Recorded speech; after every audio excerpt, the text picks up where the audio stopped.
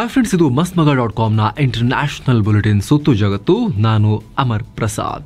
ಇತ್ತೀಚೆಗೆ ಬಾಂಗ್ಲಾಗೆ ತಲೆಗೆ ಮದ ಏರ್ದಂಗೆ ಬಿಹೇವ್ ಮಾಡೋಕೆ ಶುರು ಮಾಡಿದೆ. ಮತ್ತೊಮ್ಮೆ ಯೂನಸ್ ಮತ್ತು ಅವರ ಗ್ಯಾಂಗ್ ಭಾರತವನ್ನ ಕೆಣಕೋ ಕೆಲಸ ಮಾಡಿದೆ. ವಿಜಯ ದಿವಸ್ ಅಂದರೆ ಪಾಕಿಸ್ತಾನದ ದಬ್ಬಾಳಿಕೆಯಿಂದ ಬಾಂಗ್ಲಾಗೆ ಸ್ವಾತಂತ್ರ್ಯ ಕೊಡಿಸಿ ಇಂಡಿಪೆಂಡೆಂಟ್ ಕಂಟ್ರಿ ಅಂತ ಭಾರತವೇ ಡಿಕ್ಲೇರ್ ಮಾಡ್ತಲ್ಲ. 1971 ಯುದ್ಧವನ್ನ ಭಾರತ ಅವ್ರ ಪರವಾಗಿ ಫೈಟ್ ಮಾಡಿ ನಮ್ಮ ಯೋಧರ ಬಲಿದಾನವನ್ನ ಕೊಟ್ಟಿತ್ತಲ್ಲ, ಅದಕ್ಕೆ ಸಂಬಂಧಪಟ್ಟಂತೆ ಆ ವಿಜಯ ದಿವಸ್ಗೆ ಸಂಬಂಧಪಟ್ಟಂತೆ ಭಾರತದ ಪ್ರಧಾನಿ ಒಂದು ಪೋಸ್ಟ್ ಹಾಕಿದ್ರು. 1971 ಯುದ್ಧದಲ್ಲಿ ಭಾರತದ ಐತಿಹಾಸಿಕ ವಿಜಯಕ್ಕೆ ಕಾರಣರಾದ ವೀರ ಸೈನಿಕರ ಧೈರ್ಯ ಮತ್ತು ತ್ಯಾಗವನ್ನು ನಾವು ಗೌರವಿಸ್ತೀವಿ. ಅವರ ನಿಸ್ವಾರ್ಥ ಸಮರ್ಪಣೆ ಮತ್ತು ಅಚಲವಾದ ಸಂಕಲ್ಪ ನಮ್ಮ ರಾಷ್ಟ್ರವನ್ನ ಕಾಪಾಡಿ ಕೀರ್ತಿ ತಂದುಕೊಡ್ತು. ಅವರ ಅಸಾಧಾರಣ ಶೌರ್ಯಕ್ಕೆ ಗೌರವ ಸಲ್ಲಿಸುವ ದಿನ ಇದು ಅಂತ PM ಹೇಳಿದ್ರು. ಸೈನಿಕರ ತ್ಯಾಗ ನಮ್ಮ ದೇಶದ ಇತಿಹಾಸದಲ್ಲಿ ಆಳವಾಗಿ ಬೇರೂರಿದೆ, ನಮ್ಮ ಮುಂದಿನ ಪೀಳಿಗೆಗೆ ಸ್ಫೂರ್ತಿ ನೀಡುತ್ತೆ ಅಂತ ಪೋಸ್ಟ್ ಹಾಕಿದ್ರು. ಇದಕ್ಕೆ ಈ ಯೂನಸ್ರ ಈ ನೂತನ ಬಾಂಗ್ಲಾಗೆ ಉರಿಯಾಗಿದೆ. ಬಾಂಗ್ಲಾದ ಈ ಸೋಕಾಲ್ಡ್ ಮಧ್ಯಂತರ ಸರ್ಕಾರದ ಕಾನೂನು ಸಲಹೆಗಾರ ಆಸಿಫ್ ನಜ್ರುಲ್ ಮೋದಿ ಪೋಸ್ಟ್ಗೆ ಖಂಡನೆ ವ್ಯಕ್ತಪಡಿಸ್ತೀನಿ ಅಂತ ಹೇಳಿದ್ದಾರೆ. ಮೋದಿ ಮಾಡಿರೋ ಪೋಸ್ಟ್ನ ಸ್ಕ್ರೀನ್ ಶಾಟ್ ಶೇರ್ ಮಾಡಿ ಇದನ್ನು ಖಂಡಿಸ್ತೀನಿ. ಡಿಸೆಂಬರ್ 16, 1971 ಬಾಂಗ್ಲಾದ ವಿಜಯ ದಿನ.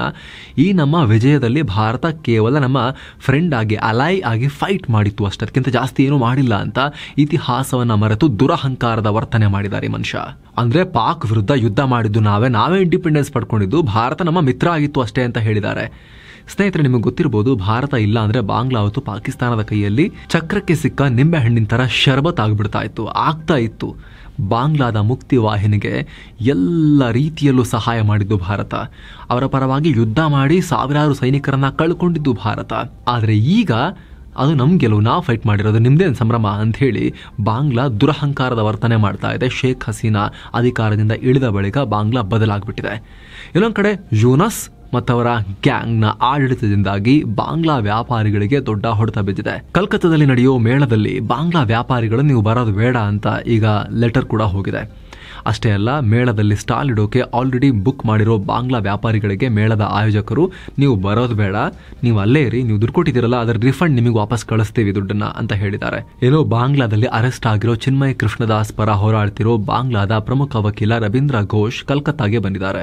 3 ವರ್ಷಗಳ ಹಿಂದೆ ಇವರಿಗೆ ಅಪಘಾತ ಆಗಿತ್ತು. ಈ ಸಂಬಂಧ ಚಿಕಿತ್ಸೆ ಪಡೆಯೋಕೆ ಆಗಾಗ ಕಲ್ಕತ್ತಾಗೆ ಬರ್ತಾ ಇರ್ತಾರೆ. ಈಗಲೂ ಚಿಕಿತ್ಸೆಗೆ ಅಂತ ಬಂದಿದ್ದಾರೆ. ಈ ಬಗ್ಗೆ ಅವರ ಮಗ ರಾಹುಲ್ ಘೋಷ್ ಹೇಳಿದ್ದಾರೆ. ಅಂದಹಾಗೆ ಇವರು ಹಲವು ವರ್ಷಗಳಿಂದ ಪಶ್ಚಿಮ ಬಂಗಾಳದಲ್ಲಿ ವಾಸ ಮಾಡ್ತಾ ಇದ್ರು. ಈ ಬಗ್ಗೆ ಮಾಹಿತಿ ಕೊಟ್ಟಿರುವ ರಾಹುಲ್, ಬಾಂಗ್ಲಾದಲ್ಲಿ ತಮ್ಮ ತಂದೆ ರವೀಂದ್ರ ಘೋಷ್ಗೆ ಸೇಫ್ಟಿ ಇಲ್ಲಿರೋ ಬಗ್ಗೆ ಕಳವಳ ಇದೆ ಅಂತ ಹೇಳಿದ್ದಾರೆ. ವಾಪಸ್ ಹೋಗಬೇಡಿ ಅಂತ ತಮ್ಮ ತಂದೆಗೆ ಒತ್ತಾಯ ಕೂಡ ಮಾಡಿದ್ದಾರೆ. ಆದರೆ ಚಿನ್ಮಯ್ ದಾಸ್ ಕೇಸ್ ಹೋರಾಡೋಕೆ ನಿರ್ಧಾರ ಮಾಡಿರೋರು ವಾಪಸ್ ಹೋಗ್ತೀನಿ ಅಂತ ಹಠ ಹಿಡಿದಿದ್ದಾರೆ ಅನ್ನೋ ಮಾಹಿತಿ ಇದೆ. ಸಿರಿಯಾವನ್ನ ಬಂಡುಕೋರರ ಕೈಗಿಟ್ಟು ರಷ್ಯಾಗೆ ಓಡ್ ಹೋಗಿರೋ ಸಿರಿಯಾದ ಪದಚ್ಯುತ ಅಧ್ಯಕ್ಷ ಬಶರ್ ಅಲ್ ಅಸದ್ ಮೊದಲ ಬಾರಿಗೆ ಈಗ ಬಾಯ್ಬಿಟ್ಟಿದ್ದಾರೆ. ರಷ್ಯಾಗೆ ಓಡಿ ಹೋಗೋಕೆ ನಾನು ಯಾವತ್ತೂ ಇಷ್ಟಪಟ್ಟಿರಲಿಲ್ಲ, ಬದಲಿಗೆ ಭಯೋತ್ಪಾದನೆ ವಿರುದ್ಧ ಹೋರಾಡೋದು ನನ್ನ ಉದ್ದೇಶ ಆಗಿತ್ತು ಅಂತ ಹೇಳಿದ್ದಾರೆ.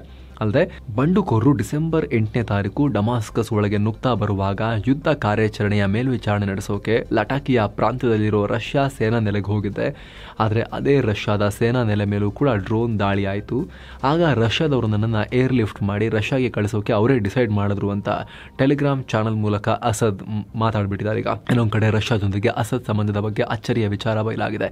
2018-19 ನಡುವೆ ಅಸದ್ ಸರ್ಕಾರ ರಷ್ಯಾಗೆ ಸುಮಾರು $250 ಮಿಲಿಯನ್ ಅಂದ್ರೆ $2,000 ಕೋಟಿ ರೂಪಾಯಿ ಕೊಟ್ಟಿತ್ತು ಅಂತ ಫಿನಾನ್ಷಿಯಲ್ ಟೈಮ್ಸ್ ವರದಿ ಮಾಡಿದೆ. ಸಿರಿಯಾ ನಾಗರಿಕ ಯುದ್ಧ ವೇಳೆ ರಷ್ಯಾ ಕೊಟ್ಟಿರೋ ಸೇನಾ ಬೆಂಬಲಕ್ಕೆ ಪ್ರತಿಯಾಗಿ ಅಸದ್ ದುಡ್ಡು ಕೊಟ್ಟಿದ್ರು ರಷ್ಯಾಗೆ ಅಂತ. ಸ್ಯಾಂಕ್ಷನ್ಸ್ ಮತ್ತು ವಿದೇಶಿ ಕರೆನ್ಸಿಯ ಶಾರ್ಟೇಜ್ ಇದ್ರೂ ಕೂಡ ಅಸದ್ ಇಷ್ಟು ದುಡ್ಡನ್ನ ಪುಟಿನ್ಗೆ ಟ್ರಾನ್ಸ್ಫರ್ ಮಾಡಿದ್ರು ಅಂತ. ಇದರಲ್ಲಿ ಅಮೆರಿಕದ ಡಾಲರ್ ಮತ್ತು ಯೂರೋಸ್ ಕೂಡ ಇದ್ವು ಅಂತ ಉಲ್ಲೇಖಿಸಲಾಗಿದೆ. ಸಿರಿಯಾದ ಗೋಲನ್ ಹೈಟ್ಸ್ ನಲ್ಲಿ ಇಸ್ರೇಲ್ ತನ್ನ ಸೆಟಲ್ಮೆಂಟ್ ಹೆಚ್ಚಿಸಿಕೊಳ್ಳೋಕೆ ಪ್ಲಾನ್ ಹಾಕಿರೋ ವಿಚಾರವಾಗಿ ಖಂಡನೆ ವ್ಯಕ್ತ ಆಗಿದೆ. Qatar, Jordan, Turkey, Saudi Arabia, Egypt ಮತ್ತು ಜರ್ಮನಿ ವಿರೋಧ ವ್ಯಕ್ತಪಡಿಸಿವೆ. ಸಿರಿಯಾದಲ್ಲಿ ಅಸದ್ ಸರ್ಕಾರ ಪತನಗೊಂಡಿರೋ ಬಗ್ಗೆ ಅಮೆರಿಕ ಚುನಾಯಿತ ಅಧ್ಯಕ್ಷ ಡೊನಾಲ್ಡ್ ಟ್ರಂಪ್ ರಿಯಾಕ್ಟ್ ಮಾಡಿದ್ದಾರೆ. ಅಸದ್ ಸರ್ಕಾರ ಬೀಳಿಸುವಲ್ಲಿ ಟರ್ಕಿ ಬಹಳ ಸ್ಮಾರ್ಟ್ ಗೇಮ್ ಆಡಿದೆ ಅಂತ ಹೇಳಿದ್ದಾರೆ. ಪ್ಯಾಲೆಸ್ತೈನ್ ಬ್ಯಾಗ್ ವಿಚಾರವಾಗಿ ತೀವ್ರ ವಿವಾದಕ್ಕೀಡಾಗಿದ್ದ ಕಾಂಗ್ರೆಸ್ ಸಂಸದೆ ಪ್ರಿಯಾಂಕಾ ಗಾಂಧಿ ವಾದ್ರಾ ಪಾಕಿಸ್ತಾನದ ಪಾರ್ಲಿಮೆಂಟ್ನಲ್ಲೂ ಸುದ್ದಿಯಾಗಿದ್ದಾರೆ. ಪಾಕಿಸ್ತಾನ ಪ್ರಿಯಾಂಕರನ್ನ ಹಾಡಿ ಹೊಗಳಿದೆ. ಪಾಕ್ ಮಾಜಿ ಸಚಿವ ಫಹಾದ್ ಹುಸೇನ್ ಚೌಧರಿ ರಿಯಾಕ್ಟ್ ಮಾಡಿ, ಇಂತಹ ಧೈರ್ಯ ನಮ್ಮ ದೇಶದಲ್ಲೂ ಇಲ್ಲ, ಅಂದರೆ ಇಸ್ಲಾಮಿಕ್ ರಾಷ್ಟ್ರಗಳಲ್ಲೂ ಇಷ್ಟು ಧೈರ್ಯ ಯಾರಿಗೂ ಇಲ್ಲ ಅಂತ ಹೇಳಿದ್ದಾರೆ. ನೆಹರೂರಂತಹ ಅಪ್ರತಿಮ ಸ್ವಾತಂತ್ರ್ಯ ಹೋರಾಟಗಾರರ ಮೊಮ್ಮಗಳಿಂದ ಇನ್ನೇನು ನಿರೀಕ್ಷೆ ಮಾಡೋಕ್ಕೆ ಸಾಧ್ಯ? ಸಣ್ಣ ವ್ಯಕ್ತಿಗಳ ನಡುವೆ ಪ್ರಿಯಾಂಕಾ ಬಹಳ ಎತ್ತರದಲ್ಲಿ ನಿಂತಿದ್ದಾರೆ. ಇಲ್ಲಿವರೆಗೂ ಯಾವುದೇ ಪಾಕಿಸ್ತಾನದ ಸಚಿವ ಕೂಡ ಪಾರ್ಲಿಮೆಂಟ್ನಲ್ಲಿ ಇಷ್ಟು ಧೈರ್ಯವನ್ನು ತೋರಿಸಿರಲಿಲ್ಲ. ಅಂತ ಧೈರ್ಯವನ್ನು ತೋರಿದ ನಿಮಗೆ ಥ್ಯಾಂಕ್ ಯು ಅಂತ ಪ್ರಿಯಾಂಕರ ಗುಣಗಾನವನ್ನು ಮಾಡಲಾಗಿದೆ. ಯುರೋಪಿನ ಕೈಗಾರಿಕಾ ಕ್ಯಾಪಿಟಲ್ ಅಥವಾ ಆರ್ಥಿಕ ರಾಜಧಾನಿ ಅಂತ ಕರೆಯಲಾಗೋ ಜಗತ್ತಿನ 4ನೇ ಅತಿ ದೊಡ್ಡ ಆರ್ಥಿಕತೆಯಾಗಿರೋ ಜರ್ಮನಿಯಲ್ಲಿ ಕ್ಷಿಪ್ರ ರಾಜಕೀಯ ಬೆಳವಣಿಗೆಯಾಗಿದೆ. ಜರ್ಮನ್ ಚಾನ್ಸಲರ್ ಒಲಾಫ್ ಶೋಲ್ಸ್ ಅವಿಶ್ವಾಸ ಮತದ ನಿರ್ಣಯದಿಂದ ತಮ್ಮ ಹುದ್ದೆಯನ್ನು ಕಳ್ಕೊಂಡಿದ್ದಾರೆ. ಆಡಳಿತಾರೂಢ ಮೈತ್ರಿಕೂಟದಲ್ಲಿ ಬಿರುಕಿನ ಕಾರಣದಿಂದ ಹಿಂಗಾಗಿದೆ. 733 ಸದಸ್ಯ ಬಲದ ಪೈಕಿ 207 ಸದಸ್ಯರು ಒಲಾಫ್ ಶೋಲ್ಸ್ ಪರವಾಗಿ ವೋಟ್ ಹಾಕಿದ್ರೆ 394 ವಿರುದ್ಧ ವೋಟ್ ಬಿದ್ದಿದೆ. 116 ಸದಸ್ಯರು ಗೈರುಹಾಜರಾಗಿದ್ರು. ಹೀಗಾಗಿ 5 ತಿಂಗಳ ಮುಂಚೆ ಅವಧಿ ಪೂರ್ವ ಚುನಾವಣೆ ಆಗಬಹುದು. ಬಹುಶಃ ಫೆಬ್ರವರಿಯಲ್ಲಿ ಚುನಾವಣೆ ಮಾಡಲಾಗುತ್ತೆ ಅನ್ನೋ ಮಾಹಿತಿ ಬರ್ತಾ ಇದೆ. ಅಂದಹಾಗೆ ಜರ್ಮನಿಯಲ್ಲಿ ಒಲಾಫ್ ಶೋಲ್ಸ್ 3 ಪಕ್ಷಗಳನ್ನು ಇಟ್ಕೊಂಡು ಸರ್ಕಾರ ಮಾಡ್ತಾ ಇದ್ರು. 91 ಬಲದ ಫ್ರೀ ಡೆಮೊಕ್ರಾಟ್ಸ್ ಪಾರ್ಟಿ ಮೈತ್ರಿಕೂಟದಿಂದ ಹಿಂದೆ ಸರಿತು. ಅದಕ್ಕೆ ಒಲಾಫ್ ಅವರ ನೀತಿಗಳು ಕಾರಣ. ಅವರ ಆಡಳಿತ ತೃಪ್ತಿ ಕೊಡ್ತಾ ಇಲ್ಲ ಅಂತ ಹೇಳಿದ್ರು. ಕೆಲ ದಿನಗಳ ಹಿಂದೆ ಬೆಂಬಲ ವಾಪಸ್ ಪಡೆದಿರೋದಾಗಿ ಅನೌನ್ಸ್ ಮಾಡಿದ್ರು. ಈಗ ವಿಶ್ವಾಸ ಮತಯಾಚನೆ ನಡೆದು ಅಧಿಕಾರ ಕಳ್ಕೊಂಡಿದ್ದಾರೆ. ಈಗ ವಿಪಕ್ಷದಲ್ಲಿದ್ದ ಫ್ರೆಡ್ರಿಚ್ ಮರ್ಜ್ ಮುಂದಿನ ಚಾನ್ಸಲರ್ ಆಗಬಹುದು ಅಂತ ಹೇಳಲಾಗ್ತಿದೆ. 3 ದಿನಗಳ ಭಾರತ ಭೇಟಿಯಲ್ಲಿರೋ ಶ್ರೀಲಂಕಾದ ಹೊಸ ಅಧ್ಯಕ್ಷ ಅನುರಾ ಕುಮಾರ ದಿಸ್ಸಾನಾಯಕೆ ಪಿಎಂ ನರೇಂದ್ರ ಮೋದಿ ಅವರನ್ನ ಮೀಟ್ ಆಗಿದ್ದಾರೆ. ಇದು ಶ್ರೀಲಂಕಾದ ಅಧ್ಯಕ್ಷರಾಗಿ ಆಯ್ಕೆಯಾದ ನಂತರ ದಿಸ್ಸಾನಾಯಕೆ ಅವರ ಮೊದಲ ಭಾರತ ಭೇಟಿ. ಈ ವೇಳೆ ಉಭಯ ದೇಶಗಳ ದ್ವಿಪಕ್ಷೀಯ ಸಂಬಂಧಗಳ ಕುರಿತು ಚರ್ಚಿಸಿದ್ದಾರೆ. ಈ ಸಂದರ್ಭದಲ್ಲಿ ಮಾತನಾಡಿದ ಅನುರಾ ಕುಮಾರ, ಭಾರತದ ಬಗ್ಗೆ ನನಗೆ ಅಪಾರ ಗೌರವ ಇದೆ. ಸೊ ಶ್ರೀಲಂಕಾ ಗಡಿ ಪ್ರದೇಶವನ್ನ ಯಾವುದೇ ಕಾರಣಕ್ಕೂ ಭಾರತ ವಿರೋಧಿ ಚಟುವಟಿಕೆಗಳಿಗೆ ಬಳಸುವುದಿಲ್ಲ. ಶ್ರೀಲಂಕಾಗೆ ಭಾರತ $5 ಬಿಲಿಯನ್ ಅಂದ್ರೆ 41,000 ಕೋಟಿ ರೂಪಾಯಿ ಹೆಲ್ಪ್ ಮಾಡಿದೆ. ತುಂಬ ಅರ್ಜೆಂಟ್ ಇದ್ದಾಗ ನಮಗೆ ಹೆಲ್ಪ್ ಮಾಡಿದೆ. ಇದನ್ನು ನಾವು ಯಾವತ್ತೂ ಮರೆಯೋದಿಲ್ಲ. ಧನ್ಯವಾದ ಭಾರತಕ್ಕೆ ಅಂತ ದಿಸ್ಸಾನಾಯಕೆ ಹೇಳಿದ್ದಾರೆ. ಇನ್ನು ಪಿಎಂ ನರೇಂದ್ರ ಮೋದಿ ಅವರು ಮಾತನಾಡಿ, ಭಾರತ ಮತ್ತು ಲಂಕಾದ ದ್ವಿಪಕ್ಷೀಯ ಯೋಜನೆಗಳನ್ನು ಶ್ರೀಲಂಕಾ ಅಭಿವೃದ್ಧಿಗೆ ಆದ್ಯತೆ ಕೊಟ್ಟೇ ರಚಿಸಲಾಗಿದೆ ಅಂತ ಹೇಳಿದ್ದಾರೆ. ಇನ್ನು maritime security, cyber security, counter terrorism, Colombo security conclave mechanism ಹೀಗೆ ನಾನಾ ಕ್ಷೇತ್ರಗಳಲ್ಲಿ ಉಭಯ ದೇಶಗಳ ಪರಸ್ಪರ ಸಹಕಾರ ಮತ್ತು ಹಿಂದೂ ಮಹಾಸಾಗರ ಪ್ರದೇಶದಲ್ಲಿ ಡಿಫೆನ್ಸ್ ಮತ್ತು ಸ್ಟ್ರಾಟಜಿಕ್ ಸಂಬಂಧಗಳ ಕುರಿತು ಚರ್ಚೆ ನಡೆದಿದೆ. ಇದಾದ ಬಳಿಕ ಅನುರಾ ಕುಮಾರ್ ಅವರು ಭಾರತದ ರಾಷ್ಟ್ರಪತಿ ದ್ರೌಪದಿ ಮುರ್ಮು ಅವರನ್ನ ಕೂಡ ಭೇಟಿಯಾಗಿ ರಾಷ್ಟ್ರಪತಿ ಭವನ್ನಲ್ಲೂ ಕೂಡ ಮೀಟಿಂಗ್ ಇಟ್ಕೊಂಡಿದ್ದಾರೆ. ಅಮೆರಿಕದಲ್ಲಿ ಟ್ರಂಪ್ ಅಧಿಕಾರಕ್ಕೆ ಬರ್ತಿದ್ದ ಹಾಗೆ ಪಕ್ಕದ ಕೆನಡಾ ರಾಜಕೀಯ ಗಡಗಡ ಆಗ್ತಾ ಇದೆ. ಪಿಎಂ ಟ್ರುಡೂ ಸರ್ಕಾರದಲ್ಲಿ ಮಹತ್ವದ ಬೆಳವಣಿಗೆಯಾಗಿದೆ. ಕೆನಡಾದ ಉಪ ಪ್ರಧಾನಿ ಮತ್ತು ಹಣಕಾಸು ಸಚಿವೆ ಕ್ರಿಸ್ಟಿಯಾ ಫ್ರೀಲ್ಯಾಂಡ್ ತಮ್ಮ ಕರ್ತವ್ಯಕ್ಕೆ ರಾಜೀನಾಮೆ ಕೊಟ್ಟು ಹೊರಗೆ ಹೋಗಿದ್ದಾರೆ. ತಮ್ಮ ರಾಜೀನಾಮೆ ಪತ್ರದಲ್ಲಿ ನಮ್ಮ ದೇಶ ಬಹಳ ಕಠಿಣ ಸವಾಲುಗಳನ್ನು ಫೇಸ್ ಮಾಡ್ತಾ ಇದೆ ಅಂತ ಬರೆದಿದ್ದಾರೆ. ಜಸ್ಟಿನ್ ಟ್ರುಡೂ ನನಗೆ ಬೇರೆ ಹುದ್ದೆ ಕೊಡಿಸೋಕೆ ಬಯಸಿದ್ರು, ನನಗಿಷ್ಟ ಇರಲಿಲ್ಲ. ಹಾಗಾಗಿ ರಾಜೀನಾಮೆ ಕೊಡೋಕೆ ನಾನು ನಿರ್ಧಾರ ಮಾಡಿದೆ. ಇನ್ನು ಟ್ರಂಪ್ ಟ್ಯಾರಿಫ್ ಬೆದರಿಕೆಯನ್ನು ಬಹಳ ಸೀರಿಯಸ್ ಆಗಿ ಪರಿಗಣಿಸಬೇಕು. ಇದರಿಂದ ಅಮೆರಿಕ ಮತ್ತು ಕೆನಡಾ ನಡುವೆ ಟ್ರೇಡ್ ವಾರ್ ನಡೆಯೋ ಸಾಧ್ಯತೆ ಇದೆ ಅಂತ ಕೂಡ ಅವರು ಎಚ್ಚರಿಕೆಯನ್ನು ಕೊಟ್ಟಿದ್ದಾರೆ. ಅಂದಹಾಗೆ ಟ್ರಂಪ್ ಕೆನಡಾದ ಆಮದಿನ ಮೇಲೆ 25% ಎಕ್ಸ್ಟ್ರಾ ಟ್ಯಾಕ್ಸ್ ಹಾಕ್ತೀನಿ ಅಂತ ಹೇಳಿದರು. ಸೊ ಕೆಲವೇ ದಿನಗಳಲ್ಲಿ ಅದು ಕಾರ್ಯರೂಪಕ್ಕೆ ಬಂದರೂ ಕೂಡ ಬರಬಹುದು. ಹೀಗಾಗಿ ಈ ಬೆಳವಣಿಗೆ ಆಗ್ತಾ ಇದೆ. ಟ್ರುಡೂ ಬುಡ ಗಡಗಡ ಆಗ್ತಿದೆ ಅಂತ ಹೇಳಿ ವಿಶ್ಲೇಷಣೆ ಮಾಡಲಾಗ್ತಾ ಇದೆ. ಟ್ರಂಪ್ ಆಡಳಿತದಲ್ಲಿ ಪ್ರಮುಖ ಪಾತ್ರ ವಹಿಸಬಹುದು ಅಂತ ಹೇಳಲಾಗ್ತಿರೋ ಮಸ್ಕ್ ಕೂಡ ನೀವು ಹೆಚ್ಚು ದಿನ ಇದೇ ಹುದ್ದೆಯಲ್ಲಿರೋದಿಲ್ಲ ಅಂತ ಟ್ರುಡೂಗೆ ಹೇಳಿದರು. ಇದರ ನಡುವೆ ಡೆಪ್ಯೂಟಿ ಪಿಎಂ ರಾಜೀನಾಮೆ ಕೊಟ್ಟಿರೋದು, ಅದಕ್ಕೆ ಟ್ರಂಪ್ ಕಾರಣ ಅನ್ನೋ ಮಾತು ಬರ್ತಾ ಇರೋದು ಕೆನಡಾದಲ್ಲಿ ಕೋಲಾಹಲಕ್ಕೆ ಕಾರಣ ಆಗಿದೆ. ನಿಮ್ಗೆ ಗೊತ್ತಿರ್ಬೋದು, ಟ್ರುಡೂದು ಅಲ್ಪಮತದ ಸರ್ಕಾರ. ಈ ಸಿಖ್ ಪಾರ್ಟಿ ಇದೆ ಅಲ್ಲೊಂದು, ಖಲಿಸ್ತಾನಿ ಬೆಂಬಲಿಗರು ಅಂತ ಅವರನ್ನ ಪರಿಗಣಿಸಲಾಗುತ್ತೆ. ಅವರ ಬೆಂಬಲದೊಂದಿಗೆ ಉಳ್ಕೊಂಡಿರೋ ಸರ್ಕಾರ ಟ್ರುಡೂದು. ಇನ್ನು ಯುರೋಪಿಯನ್ ರಾಷ್ಟ್ರ ಜಾರ್ಜಿಯಾದಲ್ಲಿ ಆಘಾತಕಾರಿ ಘಟನೆಯಾಗಿದೆ. ಅಲ್ಲಿನ ಪ್ರಸಿದ್ಧ ಗುಡೌರಿಯಲ್ಲಿ ಮೌಂಟೇನ್ ರೆಸಾರ್ಟ್ನಲ್ಲಿ 12 ಜನ ಪ್ರಾಣ ಕಳ್ಕೊಂಡಿದ್ದಾರೆ. ಇದರಲ್ಲಿ 11 ಭಾರತೀಯರು ಮತ್ತು ಒಬ್ಬರು ಜಾರ್ಜಿಯನ್ ಪ್ರಜೆ ಅಂತ ಜಾರ್ಜಿಯಾದಲ್ಲಿರೋ ಭಾರತೀಯ ರಾಯಭಾರ ಕಚೇರಿ ಮಾಹಿತಿ ನೀಡಿದೆ. ನಾವು ಮೃತ ಕುಟುಂಬದವರೊಂದಿಗೆ ಸಂಪರ್ಕದಲ್ಲಿದ್ದೀವಿ ಮತ್ತು ಅಗತ್ಯ ನೆರವು ಕೊಡೋಕೆ ರೆಡಿ ಇದ್ದೀವಿ ಅಂತ ಭಾರತೀಯ ರಾಯಭಾರ ಕಚೇರಿ ಹೇಳಿದೆ.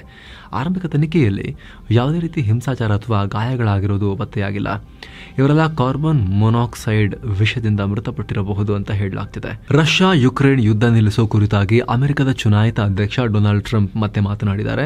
ಈ ಯುದ್ಧ ಕೊನೆಗೊಳಿಸೋಕೆ ನಾವು ರಷ್ಯಾ ಮತ್ತು ಯುಕ್ರೇನ್ ನಾಯಕರೊಂದಿಗೆ ಅಂದರೆ ಪುಟಿನ್ ಮತ್ತು ಜೆಲೆನ್ಸ್ಕಿಯೊಂದಿಗೆ ಮಾತನಾಡೋದಾಗಿ ಹೇಳಿದ್ದಾರೆ. ಅಲ್ಲದೆ ಅಲ್ಲಿ ಹತ್ಯಾಕಾಂಡ ನಡೀತಾ ಇದೆ, ಅವೆಲ್ಲ ನಿಲ್ಲಬೇಕು. ಯುದ್ಧದಿಂದ ಅಲ್ಲಿನ ನಗರಗಳು ನಾಶವಾಗಿವೆ, ಯಾವುದೇ ಬಿಲ್ಡಿಂಗ್ಗಳು ಕೂಡ ಉಳಿದಿಲ್ಲ. ಯುದ್ಧವನ್ನು ನಿಲ್ಲಿಸಬೇಕು. ಈ ಕಾರ್ಯವನ್ನು ನಾವು ಸ್ಟೆಪ್ ಬೈ ಸ್ಟೆಪ್ ಮಾಡ್ತೀವಿ ಅಂತ ಹೇಳಿದ್ದಾರೆ.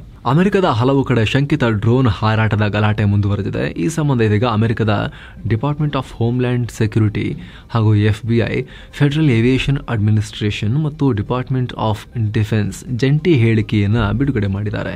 ಹೆಚ್ಚಿನ ಡ್ರೋನ್ ಹಾರಾಟದ ಪ್ರಕರಣದಲ್ಲಿ ವಿಮಾನಗಳ ಹಾರಾಟ, ಹೆಲಿಕಾಪ್ಟರ್ಗಳ ಹಾರಾಟ ಹಾಗೂ ನಕ್ಷತ್ರವನ್ನ ಕೂಡ ನೋಡಿ ಜನ ಡ್ರೋನ್ ಅಂತ ಗಾಬರಿಯಾಗಿದ್ದಾರೆ ಅಂತ ಹೇಳಿದೆ. ಇನ್ನು ಅಮೆರಿಕದಲ್ಲಿ 10 ಲಕ್ಷ ಡ್ರೋನ್ಗಳು FAAನಲ್ಲಿ ಅಧಿಕೃತವಾಗಿ ನೋಂದಣಿಯಾಗಿವೆ. ಆಗಾಗ ಸಾವಿರಾರು ಕಮರ್ಷಿಯಲ್ ಹಾಗೂ ಹವ್ಯಾಸಕ್ಕಾಗಿ ಹಾಗೂ ಲಾ ಎನ್ಫೋರ್ಸ್ಮೆಂಟ್ ಎನ್ಫೋರ್ಸ್ಮೆಂಟ್ನವರ ಡ್ರೋನ್ಗಳು ಕೂಡ ಹಾರಾಡ್ತಿರ್ತವೆ. ಸದ್ಯಕ್ಕೆ ಡ್ರೋನ್ ಹಾರಾಟದಿಂದ ಯಾವುದೇ ರೀತಿಯ ಶಂಕಿತ ಚಟುವಟಿಕೆ ಆಗಿರೋದ್ರ ಬಗ್ಗೆ ಆತಂಕ ಇಲ್ಲ, ರಾಷ್ಟ್ರೀಯ ಭದ್ರತೆಗೆ ಸಮಸ್ಯೆ ಇಲ್ಲ ಅಂತ ಅಮೆರಿಕದ ಹೋಮ್ಲ್ಯಾಂಡ್ ಸೆಕ್ಯೂರಿಟಿ ಹೇಳಿದೆ. ಇಸ್ರೇಲ್ ಇದೀಗ ದೊಡ್ಡ ಕಾರ್ಯಾಚರಣೆ ನಡೆಸಿದೆ. ಇರಾನ್ನ ಬೇಹುಗಾರಿಕೆಯ ಪ್ರಯತ್ನವನ್ನ ಬ್ಲಾಕ್ ಮಾಡಿದೆ. ಇರಾನ್ ಪರವಾಗಿ ಬೇಹುಗಾರಿಕೆ ಮಾಡುತ್ತಿದ್ದ 30 ಯಹೂದಿಗಳನ್ನ ಇಸ್ರೇಲ್ ಅರೆಸ್ಟ್ ಮಾಡಿದೆ. ಇವರೆಲ್ಲ ಇಸ್ರೇಲಿ ಪ್ರಜೆಗಳಾಗಿದ್ರು, ಯಹೂದಿಗಳಾಗಿದ್ರು. ಪುಟ್ಟ ಟೀಮ್ಗಳನ್ನ ಮಾಡಿಕೊಂಡು ಗೂಢಚಾರಿಕೆ ಮಾಡ್ತಾ ಇದ್ರು ಇರಾನ್ ಪರವಾಗಿ. ಇಸ್ರೇಲ್ನ ನ್ಯೂಕ್ಲಿಯರ್ ಸೈಂಟಿಸ್ಟ್ಗಳು ಮತ್ತು ಇಸ್ರೇಲ್ ಮಾಜಿ ಸೇನಾಧಿಕಾರಿಗಳ ಹತ್ಯೆ ಮಾಡೋದು ಅಜೆಂಡಾದಲ್ಲಿತ್ತು ಅಂತ ಇಸ್ರೇಲ್ ಆರೋಪಿಸಿದೆ. ಒಂದೊಂದು ಟೀಮ್ ಇಸ್ರೇಲ್ ಮಿಲಿಟರಿ ಬೇಸ್ ಮತ್ತು ಏರ್ ಡಿಫೆನ್ಸ್ ಹಾಗೂ ಸೈನಿಕರ ಮೂವ್ಮೆಂಟ್ ಮೇಲೆ ಕಣ್ಣಿಟ್ಟಿತ್ತು ಅಂತ ಕೂಡ ಇಸ್ರೇಲ್ ಭದ್ರತಾ ಮೂಲಗಳು ರಿವೀಲ್ ಮಾಡಿವೆ. ಸೊ ಫ್ರೆಂಡ್ಸ್, ಇದಾಗಿತ್ತು ಇವತ್ತಿನ ಜಗತ್ತಿನ ಸುತ್ತಾಟ. ಮತ್ತೆ ಭೇಟಿಯಾಗ್ತಿರೋಣ. ನಮಸ್ತೆ.